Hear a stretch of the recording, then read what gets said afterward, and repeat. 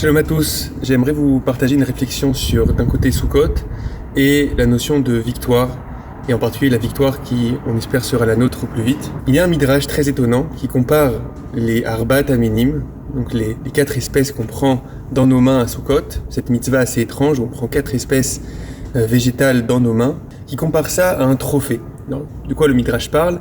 Le midrash dit que Israël, le peuple d'Israël, l'essence d'Israël, rentre dans le tribunal céleste à Rosh Hashanah, et avec Israël rentrent aussi les peuples du monde qui oppressent Israël, les ennemis d'Israël. Et le Midrash nous dit qu'on ne sait pas qui gagne ce procès jusqu'à ce qu'on arrive à Sukkot. Et à Sukkot, lorsqu'on voit le peuple d'Israël sortir avec le loulav et les 4 espèces, alors on sait que c'est eux qui ont gagné ce procès. Qu'est-ce que ce Midrash dans Bamidbar Rabbah peut bien vouloir signifier? Bon, j'aimerais apporter peut-être un éclairage, une réflexion.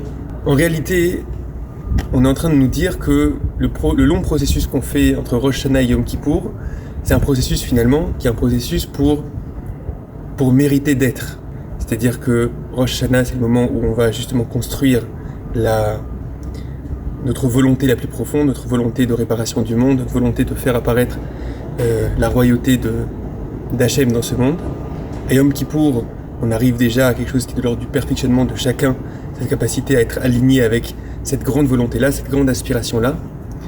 Et une fois que cette chose-là est faite, alors c'est comme si on nous disait, vous pouvez vous saisir du monde de nature, les 4 espèces représentant le monde de nature, vous pouvez vous saisir de ce monde de nature et vous pouvez le brandir comme trophée, comme si vous avez mérité maintenant d'exister dans ce monde et finalement de vous emparer de ce monde pour en faire quelque chose. Maintenant, c'est entre de bonnes mains. Le monde de nature est entre de bonnes mains. On peut maintenant, après qu'on ait vu que Rosh Hashanah et Kippour, c'est-à-dire ce long processus où on essaye de raffiner la personne, raffiner le peuple, faire en sorte de mériter finalement l'existence, alors on nous dit, ok, vous pouvez maintenant vous saisir de cette nature-là, et c'est ça ce que représente Sukkot. Saisissez-vous de la nature, saisissez-vous de votre responsabilité, et faites avancer le monde à partir de cette volonté-là, à partir de cet élan-là que vous avez eu à Rosh Hashanah et Yom Kippour. Mais le Midrash va plus loin. Le Midrash dit que c'est un trophée. C'est-à-dire que c'est le moment où on voit que ça marche. C'est le moment où on voit qu'on a gagné. De Rosh Hashanah à Sukkot, on ne voyait pas qu'on avait gagné. À Sukkot, on voit qu'on a gagné. Qu'est-ce que ça signifie? Je pense que ce que ça peut vouloir dire, c'est qu'il y a un moment où on voit, y compris dans le monde de nature, où on arrive à voir qu'un certain modèle de vie finalement est vainqueur, finalement est fructueux, finalement c'est celui-là qui marche. Ça va être justement ce modèle-là, le modèle qui est passé par Rosh Hashanah et Yom Kippour, le modèle qui est passé par ce long travail, le fait de mettre au centre de nos vies la volonté d'élévation, la volonté de raffinement, la volonté de réparation du monde. Finalement on nous dit que on pourra voir que c'est un trophée, on pourra voir que c'est quelque chose qui fonctionne, quelque chose dans lequel on est vainqueur, y compris dans le monde de nature. Et j'en viens maintenant à l'actualité. C'est pas pour rien que nous voyons que tous les systèmes, toutes les civilisations, toutes les sociétés qui ont développé tellement de barbarie, qui ont développé des systèmes avec tellement d'injustice, c'est pas pour rien qu'on voit qu'à un moment ou à un autre, elles s'écroulent. Elles s'écroulent au sein du monde de nature. C'est-à-dire que finalement, la nature même, le monde même, révèle que ça ne fonctionnait pas, que ça ne marchait pas. Et donc lorsqu'on dit que à Sukkot, le peuple d'Israël se saisit du monde de nature et que c'est un trophée, ce que ça signifie à mon avis, c'est le fait de dire que c'est le moment où ça devient visible qu'une certaine manière d'exister dans ce monde, c'est ça ce qui fonctionne, c'est ça ce qui fait que les sociétés fonctionnent.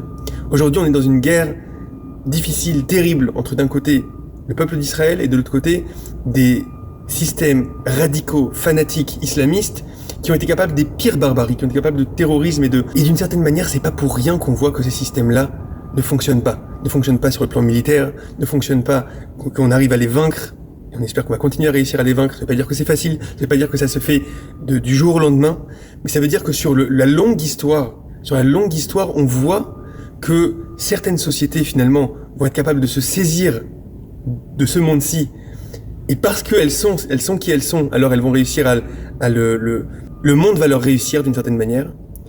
Et les sociétés qui arrivent à des tels niveaux de mal et de barbarie, au final, elles implosent, au final, elle fonctionne pas.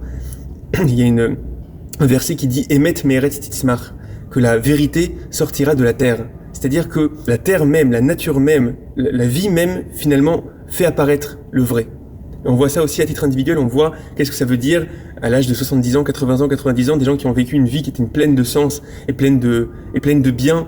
Qu'est-ce que ça a fait sur leur vie? Qu'est-ce que ça a fait d'un autre côté une vie qui était cruelle ou égocentrique, etc. Qu'est-ce que ça a créé aussi sur une vie entière? C'est des choses qui deviennent palpables, qui deviennent visibles. C'est pas que de l'ordre de la punition divine d'en haut, c'est quelque chose qui apparaît de la terre même. Et donc, à Sukkot, on sort avec ce trophée-là, on sort avec le monde de nature qu'on saisit comme un trophée pour montrer, vous voyez, c'est ce modèle-là qui passe par Rosh Hashanah et Kippour, qui passe par le perfectionnement, qui passe par cette centralité qu'il y a dans le peuple juif de la dimension d'élévation, de la dimension de morale. Cette chose-là fait que, au final, ça crée une société qui est capable de vaincre. Et voilà, je nous souhaite à tous de pouvoir continuer à vaincre nos ennemis, à pouvoir continuer à montrer, et c'est vraiment une dimension de Kiddush Hashem, de sanctification du nom de Dieu, à pouvoir montrer que c'est justement des sociétés qui cultivent la justice, qui cultivent l'aspiration vers le bien, que c'est elles qui finalement fonctionnent, que c'est elles qui gagnent leur guerre. Et j'espère qu'on va réussir à avancer dans ce sens-là le plus possible. Je vous souhaite Chag Sameach. À très vite.